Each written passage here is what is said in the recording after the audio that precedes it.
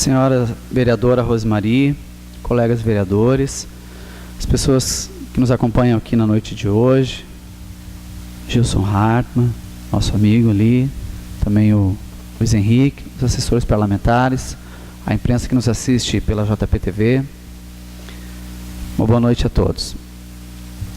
Eu quero começar falando a respeito de um grande avanço que o Estado do Rio Grande do Sul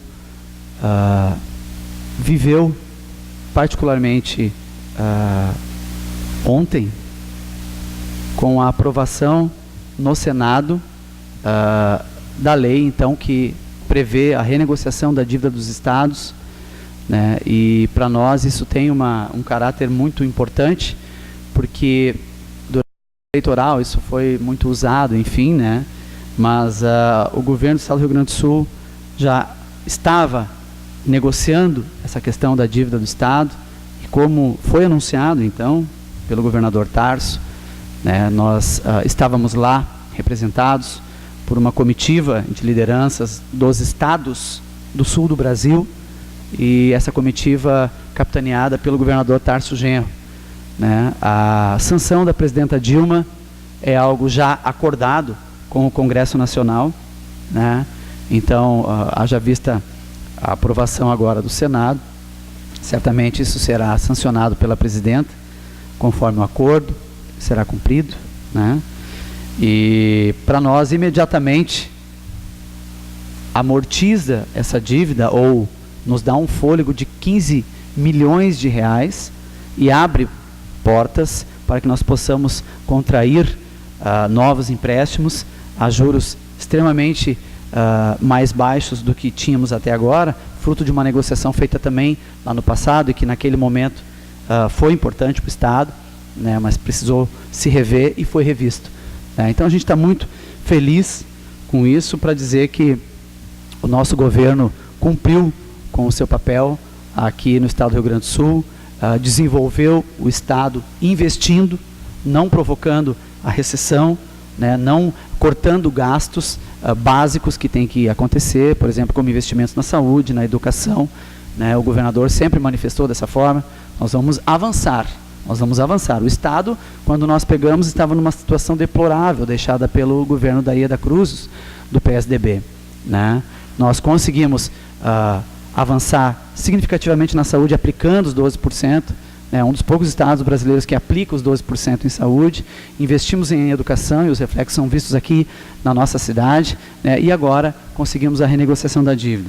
Então, a gente fica muito feliz de ter contribuído para a história do Rio Grande do Sul positivamente, né, e dizer que a gente espera do próximo governo, né, do PMDB, do José Ivo Sartori, que ele consiga dar continuidade a esses avanços, né, trazidos até aqui pelo governo Tarso, né, e com certeza, mais uma vez, né, o representante do PMDB, o José Ivo Sartori, ele deu a sorte, né, de pegar um governo posterior ao Partido dos Trabalhadores, né, que arrumou a casa em Caxias do Sul, e aí o governo só deu andamento de forma muito eficaz, eficiente, né, e na verdade esta fala ela vai no encontro seguinte, que nós gostaríamos que o Estado do Rio Grande do Sul possa também vivenciar aquilo, né, que foi dito, né, e que muitos afirmam que o povo caxiense viveu, né, na época do governo, então, do PMDB, do José Ivo Sartori, né,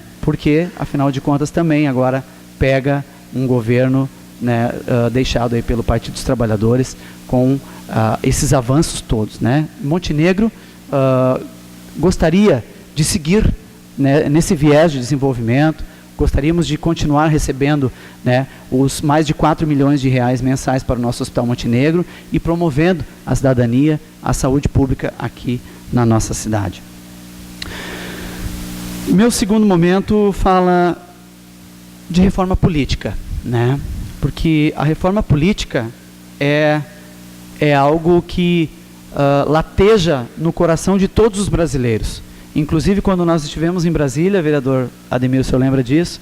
Nós fomos questionados lá numa atividade da União dos Vereadores do Brasil, sobre quais são as reformas, o senhor lembra, mais urgentes para o Brasil. né? E até eu e o vereador Márcio comentávamos que eu coloquei a reforma política como uma das primeiras, ou a primeira, porque eu acredito nisso.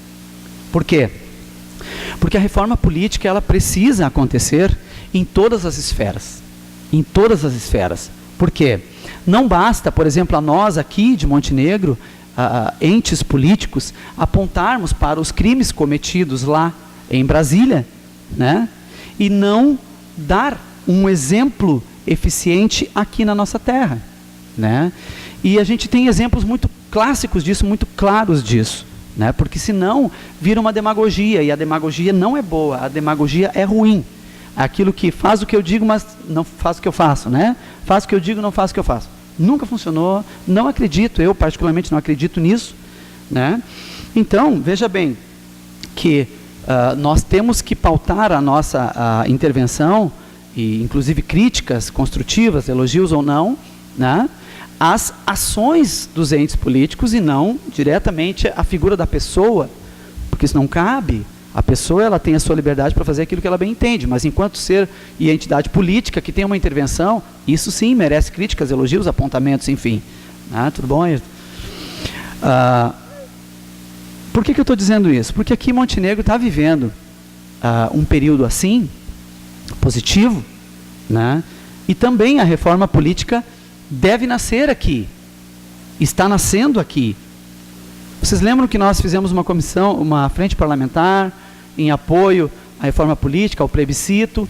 Bom, não sei como que foi a atuação de cada um dos vereadores individualmente, mas no Brasil foram 8 milhões de assinaturas pela reforma política, quer dizer, teve um resultado, né? Agora, na próxima semana, eu estarei entrando com uma moção de apoio à comissão que está estudando a reforma política desta casa, para que nós possamos nos engajar nessa luta.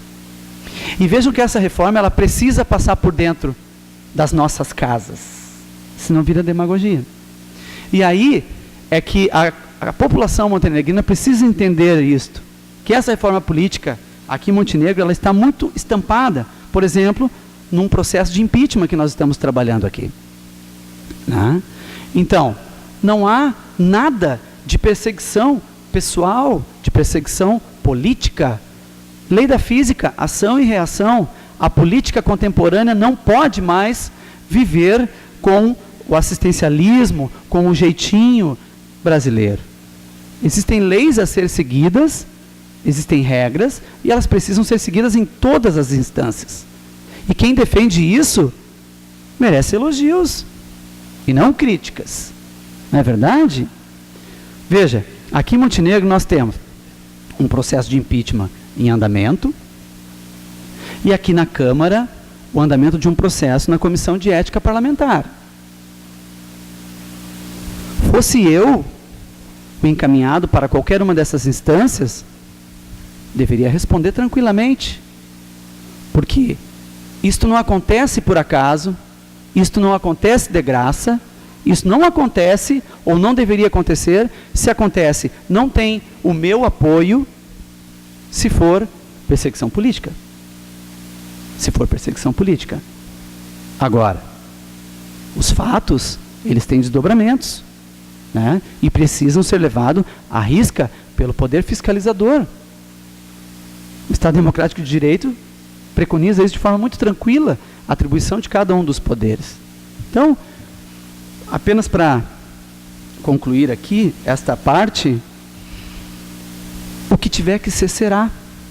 O que tiver que ser, será. Eu não acredito na corrupção desta casa. Não acredito. Aqui nós caminhamos juntos todos os dias, nos conhecemos. Não acredito na possibilidade de compra de algum desses parlamentares. Não acredito mesmo, né? Então, o que tiver que ser, será. No que diz respeito a mim, eu peço, inclusive, a todos aqui presentes, à imprensa, enfim, se eu tiver alguma irregularidade, aponte, busque a via correta, para que eu possa então voltar àquilo que é correto. Porque aí vai ter o meu apoio, inclusive, porque é assim que eu penso em trabalhar, né? Então, o que tiver que ser, será. A reforma política do Brasil passa por um processo de impeachment na Câmara de Montenegro, por uma comissão de ética que analisa o decoro parlamentar dos seus membros. A reforma política passa por isso. Então, do contrário, é falácia. Do contrário, é demagogia. Para finalizar, né, e interessante que hoje não tem muita gente aqui, então não dá para dizer que é jogo para torcida, aquelas frases feitas, né, dos críticos de plantão, aqueles que fazem a mesma crítica há 500 anos. Né? A questão dos cargos. Né? Nós vamos estar votando hoje aqui a questão de criação de cargos. Né? Bom, já faltam só 4 minutos. Desde o ano passado, então, né, nós estamos acompanhando essa questão do plano de carreira. Todos sabem disso, do plano de carreira dos servidores do município. Né? O plano de carreira é o que prevê os cargos. Ou os cargos estão conexos ao plano de carreira. Ou seja, não tem como dissociar uma coisa da outra, e isso é muito claro. Se alguém não vê isso muito claro, a gente pode conversar, a gente pode aclarar, né? Agora, dizer que não, porque tem uma perseguição, porque não quer ajudar a saúde, o vereador A, o vereador B. Gente, isto é muito raso.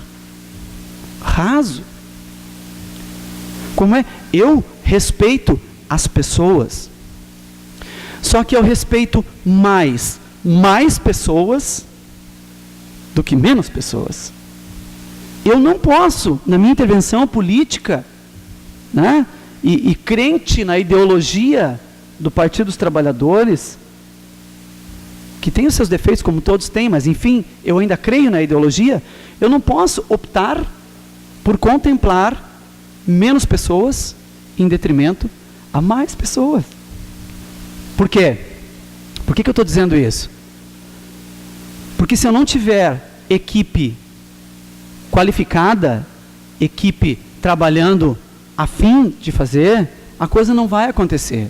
Olha, o nosso município, hoje, ele funciona por 3 questões muito claras também. Primeiro, pela garra e determinação do nosso povo montenegrino, que é um povo guerreiro, entendeu?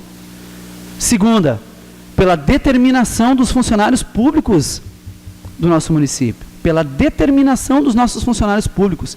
Se vocês estivessem acompanhando, perdão, espero que estejam, né, o que está acontecendo lá na Spotec,